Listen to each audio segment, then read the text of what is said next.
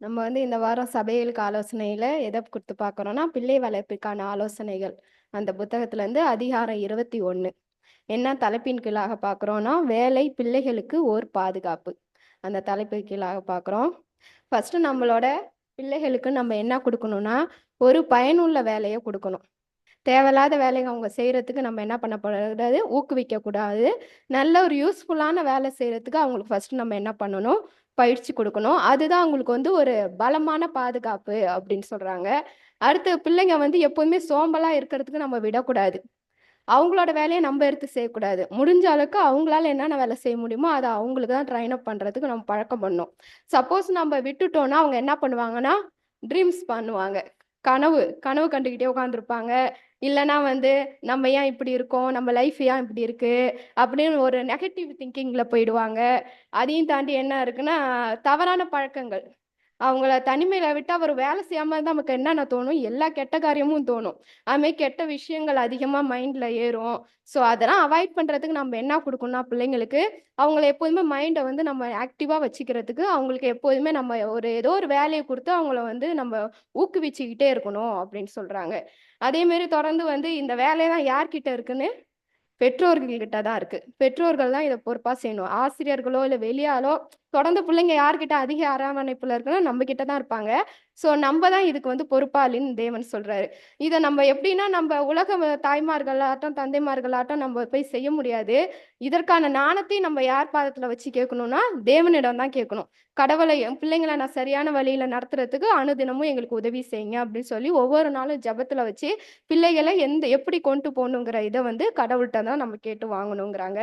அதே மாரி அவங்களுக்கும் ஒரு ஒரு வயசு இருக்கும். இப்ப சின்ன பிள்ளைங்களுக்கு அங்க அதை எடு இதை எடுங்கிற சின்ன வேலை கொடுக்குற மாரி, இப்ப வயதானவங்களுக்கு அந்த வயதுக்கு இப்ப வாலிப பிள்ளைகளுக்கு அவங்களுக்கு ஏற்ற வேலை. அவங்க எந்த அளவுக்கு செய்வாங்கங்கிற திறமை நமக்கு ஓரளவு கெஸ் பண்ண முடியும். தாய் தந்தையால கெஸ் பண்ண முடியும். அவங்க செய்ய முடியாத வேலையை போய் அவங்களுக்கு திணிக்க கூடாது. இதை நீ செஞ்சுதான் ஆகணும், அவங்கள போட்டு ஸ்ட்ரெஸ் பண்ணாம அவங்களால என்ன முடியுமோ, அவங்க திறமைக்கு என்ன முடியுமோங்கிறத அதை பார்த்து அதுக்கேத்த மாரியான வேலைகள அவங்களுக்கு குடுக்கணும் அப்படின்னு சொல்றாங்க. தொடர்ந்து அப்படி இருந்தா தான் பிள்ளைங்க எந்த ஒரு செயல செய்யணும்னாலும் தனியா செய்றதுக்கு அவங்க ட்ரெயின் அப் ஆவாங்க. எல்லாத்துலயும் யார டிபெண்ட் பண்ணியிருக்க மாட்டாங்க. பெற்றோரையோ, இல்ல ஃப்ரெண்ட்ஸையோ, இல்ல உறவினர்களோ யாரையும் டிபெண்ட் பண்ணாம, தானா ஒரு வேலைய செய்றதுக்கு அப்பதான் அவங்க என்ன பண்ணுவாங்க, பழகிப்பாங்க. ஏன்னா இந்த உலகம் எப்படி இருக்குன்னா, ஒரு பொல்லாத உலகமா இருக்கு. நெறைய ஆபத்து நமக்கு வர இருக்கு. அந்த நேரத்துல பிள்ளைகளுக்கு தானா இயங்கிற அந்த ஒரு இது இருந்தா தான் அவங்க என்ன பண்ணுவாங்க, ஒரு நல்ல ஒரு டிசிஷன் எடுப்பாங்க. ஒரு ஆவிக்குரிய வாழ்க்கையில வருவாங்க. அதுக்கு நம்ம என்ன பண்ணணும், இப்பயிலருந்து அவங்களுக்கு ஒரு ட்ரெயின் அப் குடுக்கணும். அப்படி குடுத்துட்டே இருந்தா, அவங்க லைஃப் ஃபுல்லாவே எப்படி இருக்கும்னா, அவங்க சுபாவமா மாறிடும். நம்ம செய்யற காரியத்த தனித்துவமா செய்யணுங்கிற அந்த ஒரு நல்ல ஒரு சுபாவம் அவங்களுக்கு வந்துரும். அவங்க கிட்ட என்ன இருக்காது, அப்புறமா சோம்பல்ங்கிற அந்த வார்த்தையே அவங்க கிட்ட இருக்காது. சப்போஸ் பிள்ளைங்கள நம்ம ட்ரெயின் அப் பண்ண விட்டுட்டோம்னா, நம்ம செய்யற பாவத்திலேயே பெரிய பாவம் அதுதாங்கிறாங்க. மற்ற பாவத்தோட மிகப்பெரிய பாவம் தாய் தகப்பன் செய்யறது, இந்த பிள்ளைங்கள சரியா நம்ம கொண்டு போகாததுதான் அப்படிங்கிறாங்க. அந்த பாவத்த மட்டும் நம்ம எதாலயும் நிகர் பண்ண முடியாது. இதுதான் இருக்கிறதுலே பெரிய பாவம் அப்படிங்கிறாங்க. ஸோ கடவுள் குடுத்த பொறுப்ப நம்ம அசட்டை பண்ணக்கூடாது. ஒருவேளை நம்ம அசட்டை பண்ணி பிள்ளைங்கள அவங்க போக்குக்கு விட்டுட்டோம்னா, பிள்ளைங்க எப்படி இருப்பாங்கன்னா, சோம்பல தான் விரும்புவாங்க. எனி டைம் லேசியா இருக்கிற மாரி ஃபீல் பண்ணுவாங்க. அடுத்து என்ன பண்ணுவாங்க, வேலைக்கு போற வயசுல என்ன பண்ண மாட்டாங்க, வேலைக்கு போக மாட்டாங்க. வேற ஏதாவது ஒரு கான்சன்ட்ரேட் பண்ணுவாங்க.